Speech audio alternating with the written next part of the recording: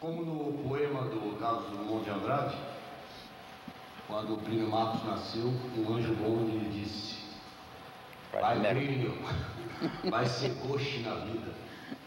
E lá foi o Plínio, o mais gauche dos nossos artistas, andando sempre na contramão, com uma capacidade imensa de indignar-se e de se comover com o ser humano. Poeta das nossas misérias e das nossas esperanças, não há no teatro e na literatura brasileira ninguém mais generoso e inquieto que Plínio Marcos. Também como no poema do Drummond, quando o Plínio nasceu, esse anjo bom que lhe disse: vai, Plínio, vai ser gauche na vida. O Plínio foi ser gauche, foi ser canhoto no futebol e na escola.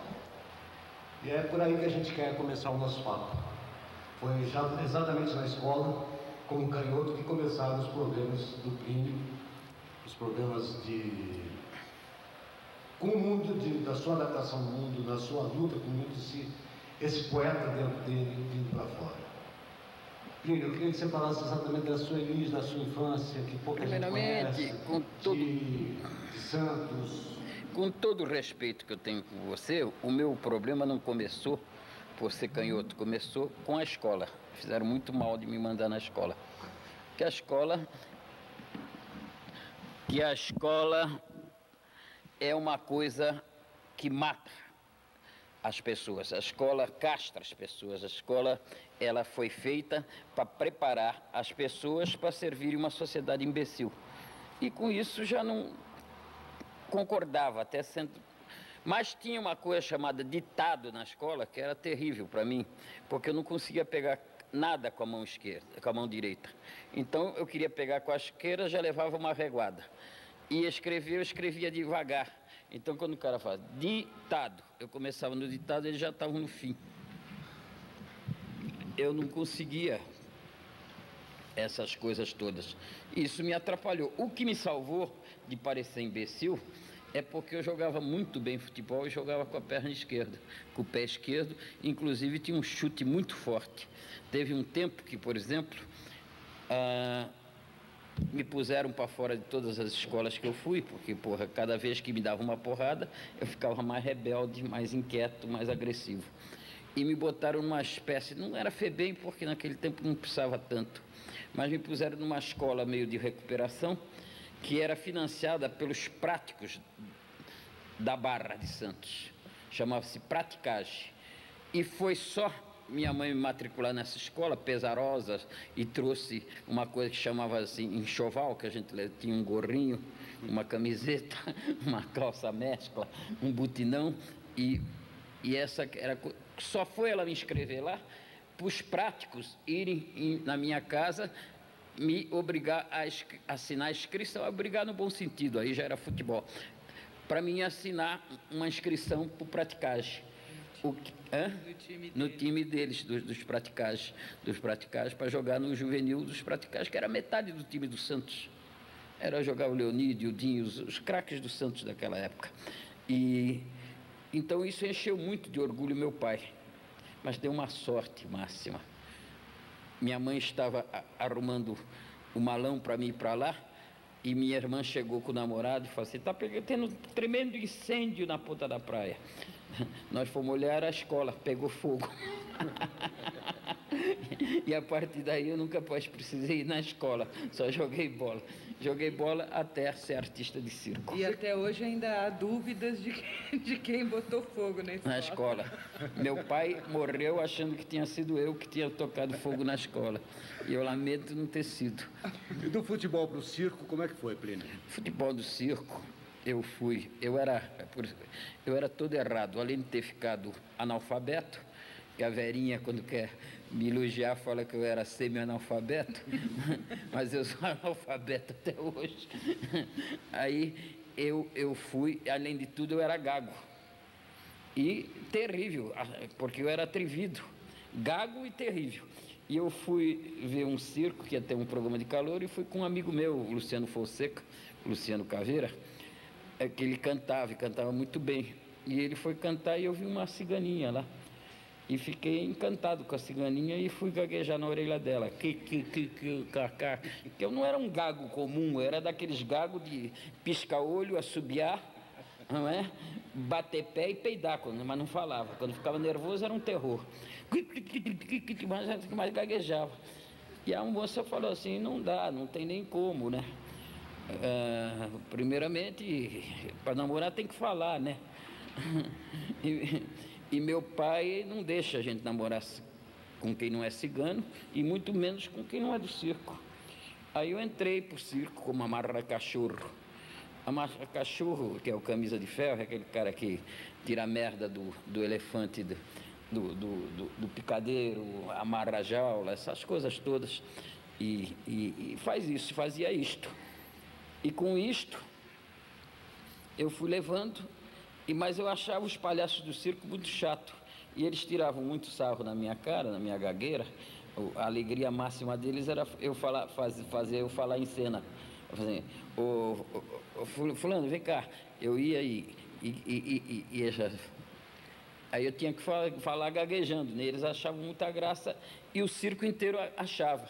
Então comecei uma campanha contra os palhaços. Pô, com essa merda desse circo pode ir para frente, com esses palhaços sem graça e o caraca. Até um dia eles resolveram me pôr de palhaço de sacanagem. E para surpresa geral, principalmente minha, eu fiz um sucesso inacreditável que fiquei titular das matinês. Tinha um nome esse palhaço? O palhaço tinha, era o Frajola, famoso Frajola. Até hoje tem muita gente que do futebol, já era do futebol. Porque o dia que lançaram uma revista chamada Mindinho, que era uma revista que tinha um gato que queria pegar um passarinho, eu estava roubando um passarinho e caí do telhado. Aí o meu apelido ficou Gato Frajola, até que saiu o gato ficou só Frajola. Aí eu fiquei Frajola, até bem pouco tempo. Ainda há gente que me chama de Frajola.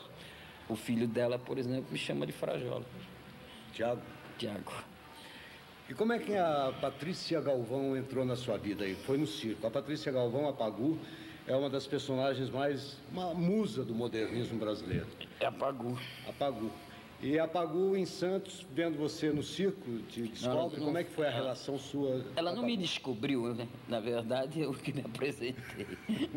É que ela ia entrar no festival dos estudantes do Pascoal Carlos Magno, no dia seguinte. E um dos artistas lá do grupo dela ficou doente e não podia fazer a peça. Então ela foi até o circo para ver se tinha algum artista que pudesse fazer de um dia para o outro. Naquele tempo, por exemplo, a gente fazia todo dia, nesse tempo eu estava trabalhando num ciclo do teatro, Pavilhão Teatro Liberdade, e a gente fazia uma peça por dia, ensaiava de tarde e fazia de noite, então tinha uma tarimba disso. E ela me viu, as pessoas, não é que eu fosse melhor do que ninguém, mas eu era o que tinha mais cara de garoto. Então, como era festival de estudantes, eles quiseram me botar dentro. Fomos ensaiar, era uma peça maravilhosa, que eu acho uma das geniais peças da dramaturgia brasileira, que é o Pluft e o Fantasminha. É maravilhosa essa peça, da Maria Clara Machado, essa santa do teatro infantil. E o papel meu era pequeno, tinha ao todo umas 10 falas, era o João Sebastião e servia gago, né? Porque era João Sebastião, Julião, era engraçado. E, deu uma passada, eu já sabia de cor o papel. Aí, como a Patrícia bebia muito, eu também bebia, fomos para um bar beber e ficamos amigos de infância. Um pouco antes, tinha acontecido um caso terrível no meu bairro. Um garoto chamado, aliás, nem lembro o nome do garoto, mas esse garoto era do meu bairro e foi preso e curraram ele dentro da cadeia. Ele, quando saiu, foi matando as pessoas. Quando as pessoas saíam, ele matava. Todos que comeram ele na cadeia. E quando prenderam ele, ele contou que tinham estuprado ele. Ele ficou... Isto me comoveu tanto, foi tão triste, foi tão angustiado, que eu escrevi a barrela. Olha, vocês notem o seguinte, eu não sabia escrever,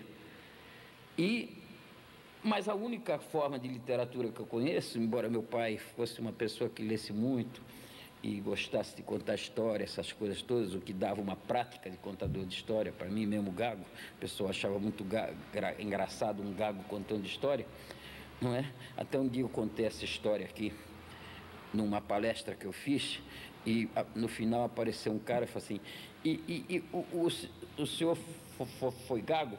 O senhor conhece alguma escola para gago? Eu falei, conheço, mas você não precisa de escola que você já gagueja tão bem.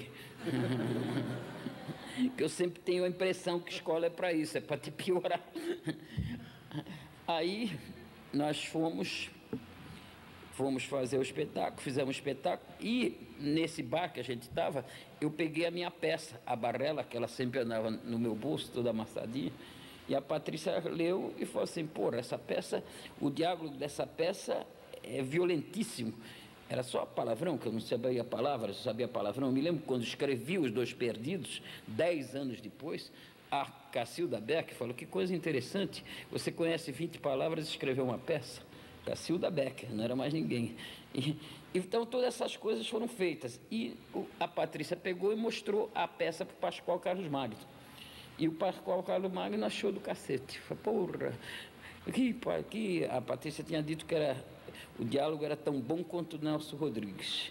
E o Pascoal ainda enfeitou mais. Falei, não, é melhor, é muito melhor, é um gênio. E tomou mais 50 pau da cidade.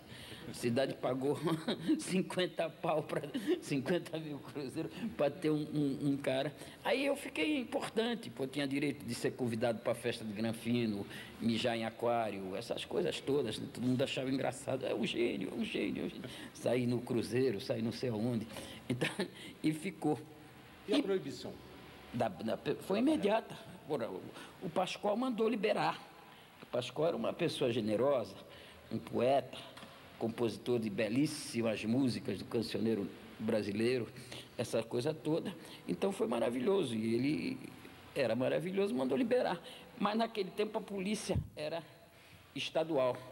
E o Pascoal voltou para o Rio, começamos a ensaiar com o Centro de Estudantes de Santos, e imediatamente foi proibido, e fizeram aquele auê, porra, e já vieram com essa porra, que eu era analfabeto e gago, mas ele, além de tudo, é comunista, foi o Partido Comunista que escreveu a peça para ele, que eu passei sempre, por exemplo, no começo era o Partido Comunista, que eu respondia, porra, por que eles não escrevem uma peça para o Carlos Prestes, então? Tem que escrever para mim, que não sou do partido.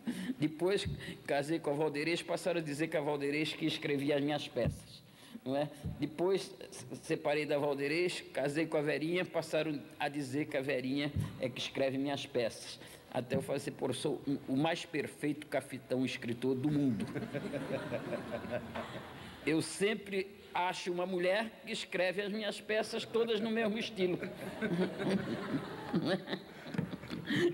Porque as pessoas não compreendem que eu falava isto em relação a Valderez e falo isso em relação a Vera, porra. Elas tiveram sensibilidade de pegar e respeitar o meu estilo. Elas corrigem o português, mas percebem exatamente o meu estilo de escrever, então isso é preservado. E por isso eu não posso deixar de registrar isso, porque mesmo a opinião pública e a voz do povo é a voz de Deus, diga assim, é cafetão, filho da puta, não escreve nada. Sim, eu respeito esse valor que elas tiveram sempre. E foi assim que me tornei até um escritor. Mas você fez sucesso com a Barrela e daí escreveu uma outra, que é A Jornada de um Imbecil, né? Porque eu não tinha mais nada, absolutamente, para escrever. Ninguém... O que a Pagu fez com você? Ninguém entrava, ninguém mais que eu conhecia ia para a cadeia tomando rabo. Então não ficava chocado, não tinha mais nada para escrever. E a Patrícia começou a encher o meu saco, que ela achava que eu tinha que escrever mais. Mas não tenho nada para escrever, não tenho nada para dizer, aliás, não sei o que dizer. Gago não diz, mas ela tirava sarro dela. O marido dela na época era o Geraldo Ferraz, um maravilhoso escritor que ninguém fala, porque nesse país aqui todo jogo da literatura é uma besteira, filha da puta. Basta ver a Academia Brasileira de Letras, que está lá Sarney e outros idiotas rodeados de comunistas, de esquerdistas e de direita. Eles não falam do Geraldo Ferraz, que tem um romance que é do nível desses todos que representam a América Latina, que é o Doramundo. Romance maravilhoso. Mas eu tirava sarro, né? Falei assim, pô, escrevia minha pecinha cheia de palavrão, vem o teu marido aí com essa porra, escreveu horas e horas estudando, escrevendo esta porra, ninguém lê, ninguém entende, cara. Eles ficavam putos da vida, então ela começou a fazer campanha para me escrever. Porém, eu não queria, não tinha nada para escrever, não queria escrever, não queria ser escritor. A minha tendência era ser vagabundo mesmo, andar com circo, jogar bola, essas coisas. E ela foi fazendo coisa, e aí fez o Geraldo Ferraz ler uma peça para mim. E ele leu o Esperando Godot, que é uma peça maravilhosa, linda, uma das obras-primas da humanidade, mas, porém, difícil, né? Muito difícil a peça de ser entendida, principalmente por um analfabeto. Aí eu falei, porra, peça igual a essa, escreva um cacetal, porra, no mês. E ela mandou escrever. Falei, então escreve. E apostou que eu não escrevia. Aí eu escrevi. Escrevi uma peça chamada Chapéu em Cima de Paralelepípedo para Alguém Chutar. E quando eu estava tão em evidência que eu vendia papel. Eu falei, você quer trabalhar na minha peça? Custa tanto. Aí pus um elenco de... Tinha um gordão apaixonado que pagou uma puta nota para fazer o papel principal. Tinha o dono de bar que pagou. Pagou. E aí eu escrevi, foi um puta fracasso. Eu meti um defeito grave nessa peça. Quem está começando, nunca faça isto. Eu dei intervalo, as pessoas saíram para mijar e não voltaram mais.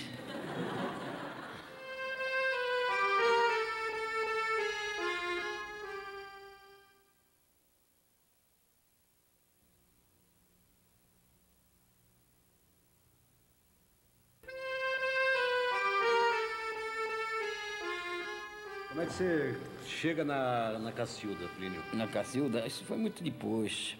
Eu viajava muito, que, por exemplo, quando o grupo da Patrícia, que nós não deixamos nada barato, né? A gente se vingou. Ela fez uma peça, ela ia ensaiar uma peça de vanguarda, que elas eram uma merda, chamada A Filha do Rasputin. E eles ensaiavam de madrugada. E a gente ficou esperando eles saírem para tomar lanche. Cagamos num cartucho e jogamos na cola, que é a cola de teatro é da mesma cor. Aí no dia seguinte eles pintaram o cenário deles com aquela cola. No dia seguinte, quando eles abriram o pano, aquela porra daquele cenário fedia. Era tão engraçado. As pessoas, um calor de Santos, 40 graus, e eles lá dentro. Foi a sua vingança? Foi a minha vingança. Merda com merda. Ela escreveu aquela merda, jogou uma merda em mim, eu joguei um balde de merda neles, né? Nunca, até hoje, eles não sabem que fui eu, né? O grupo deles. Eu conto em todo lugar, mas eles não sabem. E teve essa coisa. Aí ficou o grupo da Patrícia, que era um grupo muito bom, por acaso, tinha atores muito importantes, tinha os irmãos Mamberti, que são um sucesso hoje, tinha a Terezinha da Almeida, que é uma atriz muito respeitável, essa coisa. E a própria Patrícia, que era maluca, ela pegou a biblioteca dela, deu de presente para a Escola de Arte Dramática e todos se matricularam lá.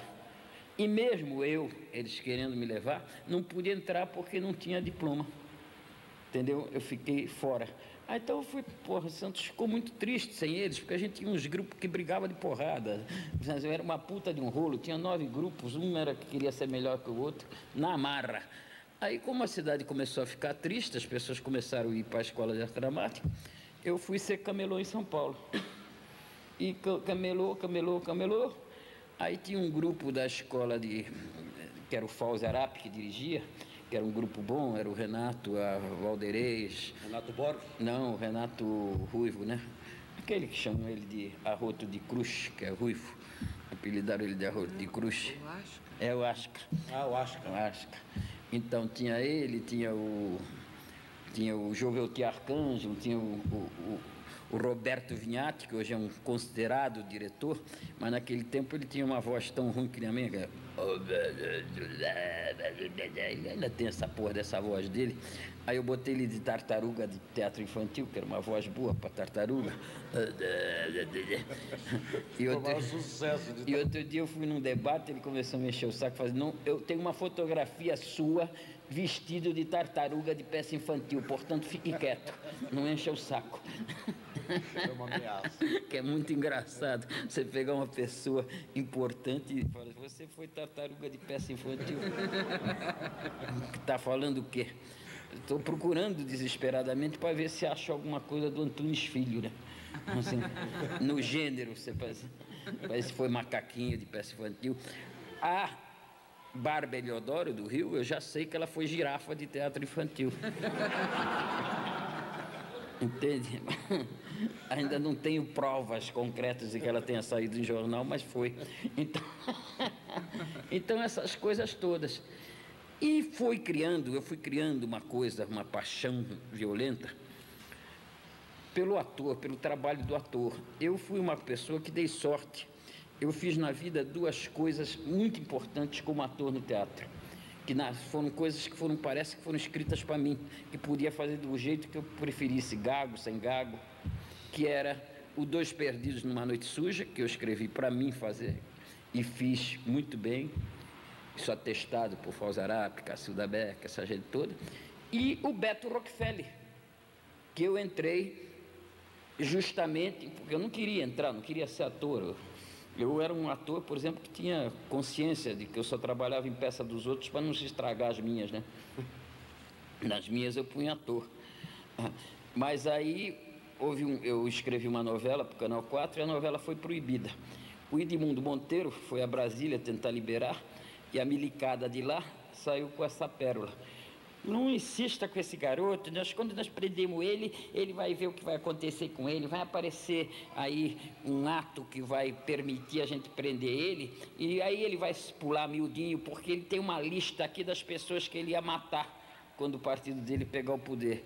E o primeiro da lista era o Edmundo Monteiro. O Edmundo Monteiro, que Deus o tenha, que deve ser difícil, porque ele era patrão, mas ele não era o que a gente podia dizer que primava pela inteligência. Veio chorando com aquela lista, procurou a direção da TV Tupi, ele era diretor maior, né? E falou que ele ia me matar e vocês... Mas quem ia matar? O Plínio Marcos não mata ninguém, seu porra. Katsu, ele gosta de brincadeira, essa coisa toda. Não, mas ele atirou pedra no Sodré. Atirei mesmo, porra, merecia, atirei. De pedra eu atirava, Katsu, não tem importância, né? Tirava pedra no Estadão, essas coisas, que é molecagem, era coisa de Santos, de brincadeira, de jogar pedra, de bairro. Mas não ia te matar, Edmundo. Não ia. Então temos que fazer alguma coisa por ele, porque brasileiro é assim, né? Se comove. Porra, me chamaram lá, falaram assim, você ia matar o doutor Edmundo? Eu falei assim, como matar? Vontade não me falta, mas não ia. Não é? Aí ele ficou comovido, aquela coisa, falei, temos que botar ele. O Beto Rockefeller ia ser assim, era uma novela que ia entrar no lugar da minha. Quiseram que eu escrevesse, eu falei assim, isso aí não faz meu gênero, não vou escrever. Aí contaram a história de que os homens iam me pegar. E chegaram com a conclusão que a única forma que eu tinha para me livrar, que eles iam desaparecer comigo, essa coisa toda que estavam ameaçando, era entrar na novela e fazer sucesso. Tiraram o Juca de Oliveira, que ia fazer o papel de Vitório, passaram ele para o Nino Italianinho, o Luiz Gustavo ficou, e eu entrei de Vitório, que podia fazer gago. E aí eu até fiz um pouco gago para me proteger, para quando ficasse gago não tivesse problema. Então fazia, né? Ô Vitório! Aquela coisa toda, e fui gago. Ô Beto! Aí quando fui preso, porra, Cato, eu era um ídolo da televisão brasileira. Então não podiam sumir comigo. Eles ficavam putos, eles queriam fazer uma coisa que era muito engraçada. Era me soltar de dia, eu ia gravar e voltava de noite para ficar preso. Vocês são muito engraçados. E eles ficavam lá me enchendo o saco. Toda hora me enchiam o saco, que era para pegar e dar autógrafo, mandar autógrafo para as mulheres deles, essas coisas todas. E tinha um caso que era particularmente engraçado, que foi a coisa mais sábia que me aconteceu. Tinha um cara, um sargento, que toda hora que eu saía dos interrogatórios, voltava para a cela, ele ia lá e me procurava, falava assim, você quer um sanduíche? Não. Quer cigarro? Fala, não. Mas então me conta uma coisa, você comeu a Irene Ravache? Não. Comeu, porra. Fala, não comi. Comeu, porra, ela é uma mulher bonita, dá prestígio para qualquer pau. Se eu tivesse comido, eu dizia, mas porra, não comi. Comeu, porra, você comeu. Porra, ficou todo o tempo que eu fiquei preso, esse puto mexeu com isso. Quando eu saí, eu ainda não namorava Verinha, não era casado com Verinha, procurei a Irene Ravache e falei, Irene Ravache, acho melhor você dar para mim, porque não sei por que cargas d'água, eles acham a sua xoxota subversiva. e querem saber se eu te comi. Pô, de repente eles vão me botar no pau de arara e torturado eu confesso. Comi. Aí foi aquela coisa, ela falou assim, como era o cara? Era um sargento, filho da puta, que tinha lá. Ele falou assim, é o meu marido. Meu ex-marido. Ele quer achar um comunista que tenha me comido para tomar o meu filho de mim. Foi a primeira vez na vida que eu tive, nessas palhaçadas todas, eu tive medo. Medo porque, pô, imagina se levado por alguma fraqueza, por vaidade, por afirmação, sei lá, por qualquer besteira, eu falo assim, claro que comi, pô, comia todo mundo, pô, que é isso? Eu teria feito o Irã, por exemplo, filho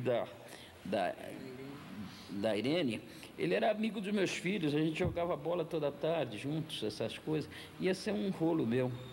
Aí eu fui para casa, rezei e chorei de agradecimento. Foi uma coisa muito comovente, muito forte para mim. Foi a única vez que eu tive medo dessas coisas. No resto eles pegavam, davam um tapa na orelha, essas coisas tudo, mas a gente achava, eu tinha sido preso como vagabundo várias vezes, né? Então isso aí era piada. Tem uma colocação sua que você fez, até acho que foi para o Boris Casoy, quando ele pergunta se você foi vítima. Né? Quer dizer, eu acho que é uma postura importante que você diga isso, porque ficava todo mundo sendo herói nesse período da ditadura, de uma repressão violenta. Realmente muita gente sofreu, muita gente vive de heroísmo, né? Eu acho que conta essa história. Não, o Boris, ele viu como é que eu fui despedido da Folha de São Paulo. Eu fui saber que não trabalhava mais na Folha, na Polícia Federal. E quando eu voltei, já não estava mais o Cláudio Abramo, não estava mais o Dines, não estava mais o Tarso de Castro nos seus postos. Eles tinham todos sido promovidos para cima e afastados. E eu tinha sido despedido. E o Boris viu isso tudo.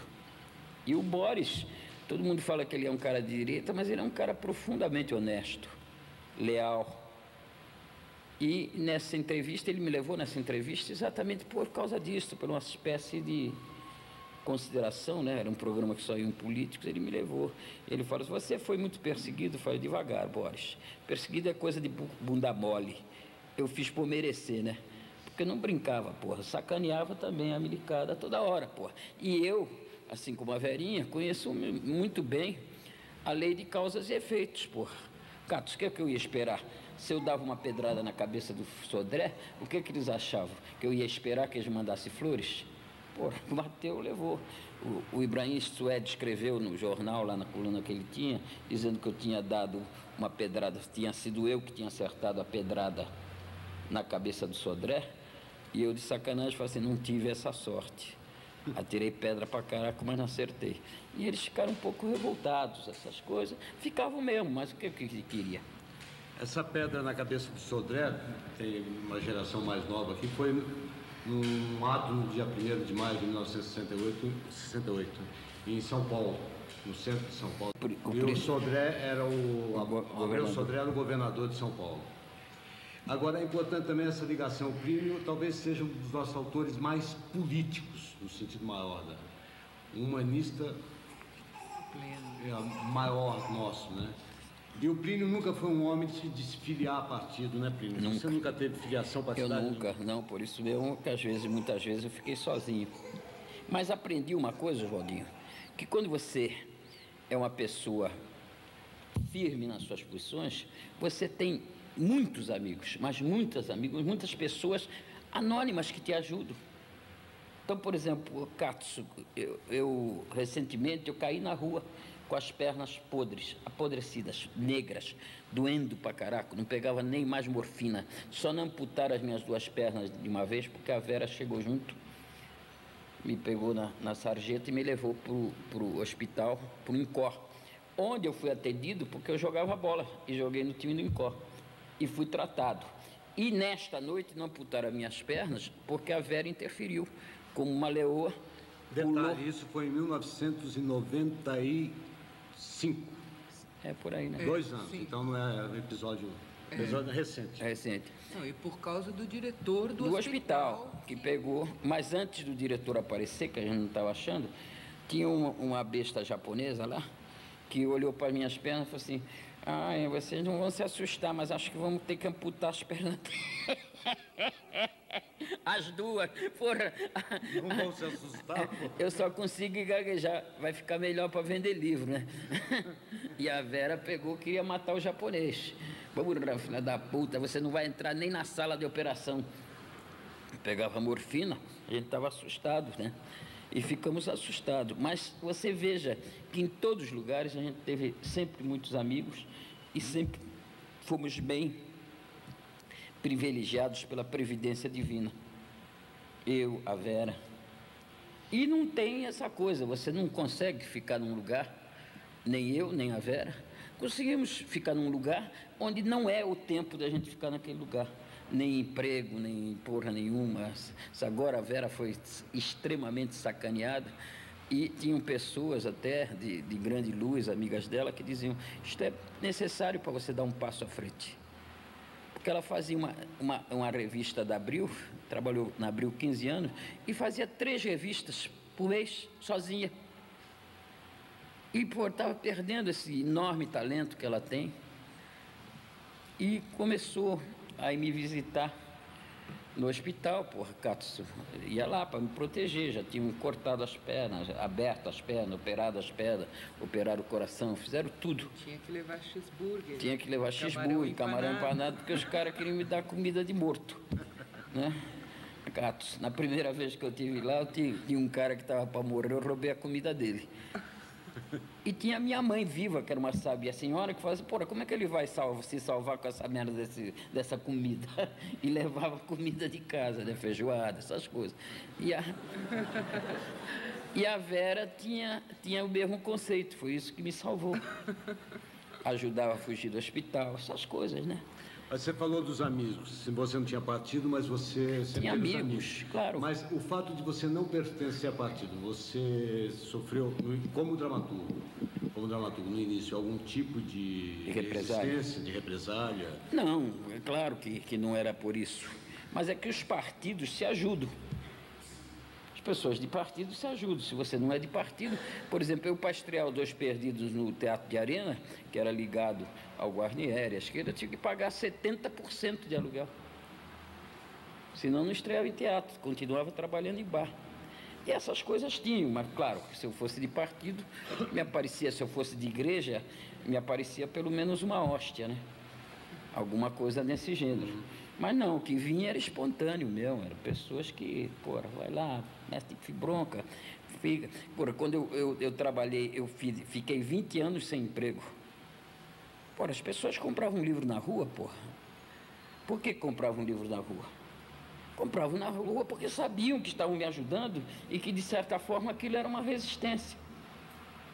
Porque eu recusava coisas, Oswaldinho.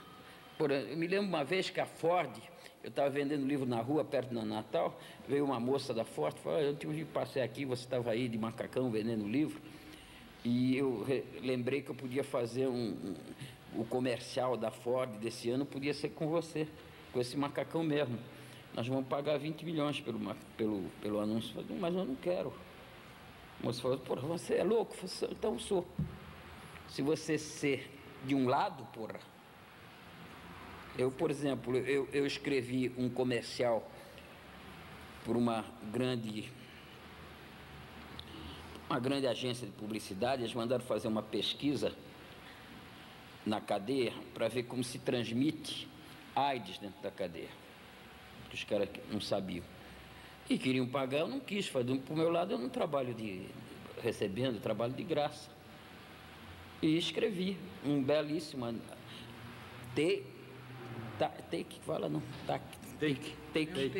um take, eu mesmo gravei, eu fiz e passou em todas as cadeias do Brasil, em que eu dizia, começava o discurso: Plínio Marcos, bandido também, e todo mundo aplaudia, que eles estavam entendendo a linguagem. Então isso foi gravado, ganhei um prêmio muito importante. Este monólogo foi publicado em vários livros de médicos, de professores, do Ângulo, por exemplo. A Verinha está catando isso também, que eu perdi, que não tenho, ela está catando. Talvez domingo a Graça Berno nos leve um. para ela pôr no livro dela, e essas coisas todas. Então, essas coisas eu não cobro, não preciso desse dinheiro. Não quero esse dinheiro. O dinheiro que for para pagar, para mim lutar para o meu lado, eu não quero, porra. E do lado deles, para anunciar o lado deles, também não quero. Isto em 45 anos de profissão. 40 vai ser de dramaturgia, que ela vai pegar e juntar tudo num livro. Vai ser o livro, vai ser dela, é claro. Mesmo porque tem que elogiar algumas coisas e não fica bem elogiar ela. Mas, em 45 anos de profissão, eu nunca reneguei o meu lado. Eu tinha uma cláusula de contrato com a Tupi, quando eu gravei as novelas lá, que eu não poderia, eu não seria forçado a falar coisas que fossem consideradas contra os meus princípios. Eles tiveram que assinar, porque senão não assinava contrato. Não há nenhuma possibilidade de eu trabalhar contra o meu lado, contra as coisas que eu acredito. E ajudei muita gente a fugir. Eu vinha muito em Belo Horizonte, que o PCdoB dominou um pouco a universidade, e eles pegavam e mandavam pessoas embora do Brasil, que estavam pedidas, embora do Brasil com dinheiro da faculdade, depois tinha que repor. Eu vinha em Belo Horizonte, fazia show para eles, mesmo não sendo do partido, mas, porra, não queria que ninguém ficasse preso, e ia embora, porra. Cato, você não recebia nada, e assinava recibo. Eram os cachês mais caros, acho que ganhava mais do que, sei lá quem. Até Roberto Gil e Caetano em festa de Natal da prefeitura do Rio. Então, todas essas coisas. Mas neste meio tempo, nessa coisa toda, eu fui ganhando um grande respeito por um homem vocacionado. Eu sentia que tudo que aconteceu comigo era próprio da vocação. E sabia que eu não fui um excelente palhaço, que depois eu me destaquei, trabalhei na televisão como palhaço, comecei a ir para frente, ainda garoto. Do circo eu fui direto para a televisão, porque eu tinha uma vocação que a maioria das pessoas não tinha. Então, essa paixão que eu tinha pelas minhas coisas chama-se vocação.